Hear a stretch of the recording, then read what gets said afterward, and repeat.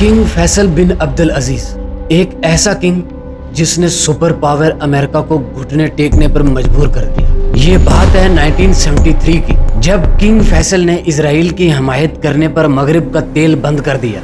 America हिलकर रह गया, मईशत डूबने लगी। अमरीकी वजीर खारजा धमकी लेकर आए कि अगर तेल न मिला तो हम हमला कर सकते हैं, लेकिन किंग फैसल का जवाब तारीख बन गए। उन्होंने मुस्कुराकर कहा, हम वो लोग हैं जो सहरा में खजूर और पानी पर जिंदा रहे हैं, हम वापस उस जिंदगी की तरफ जा सकते हैं। सवाल ये पैदा होता है कि क्या आप तेल के बगैर जी पाओगे?